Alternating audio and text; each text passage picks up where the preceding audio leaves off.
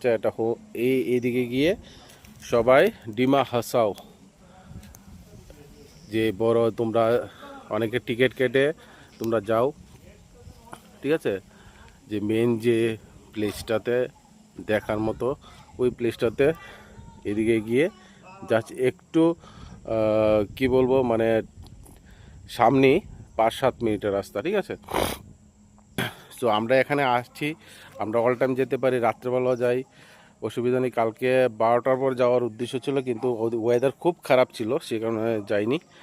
So overall অনেক ভালো, এবং যেটা আমি আগেও বলেছিলাম, নর্থ ইস্টের মধ্যে এমন এমন জায়গা আছে মানে বলার কোনো ভাষা নেই, সেগুলো উপভোগ করলেই আর অন্য কোনো জায়গাতে ইন্ডিয়াতে যাওয়ার দরকার নেই।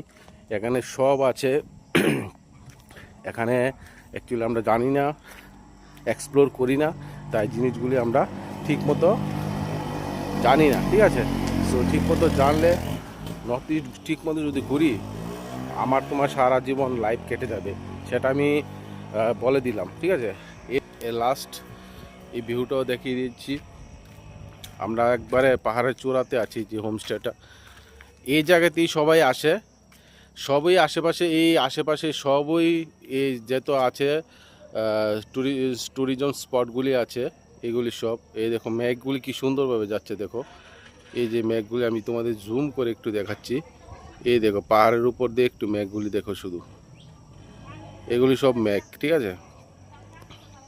কালকে রাতে তো এরকম হয়েছিল, আমরা আমাদের যে ছাদ আছে উপরে উঠেছিলাম, এই ছাদের মধ্যে না মানে কি বলবো, এই ছাদের মধ্যে একদম প্রপার মানে এই মেঘগুলি আমাদের গায়ে লাগছে, বাড়ি খাচ্ছে, মানে কি বলবো, মানে বলার ভাষা নেই। সো এগেন ভিজিট করব, যে আসবে আমি আশা করি আবার তোমরাও ভিজিট করবে, কারণ এত সুন্দর প্লেস, এত সুন্দর জায়গা, এনভায়রনমেন্ট, মানে সবগুলি মিলে খুবই সুন্দর জায়গা। এই হোটেলটা থাকার অ্যাডভান্টেজ আমি আগেই বলে দিয়েছি, মানে হোটেল তো না, হোমস্টে।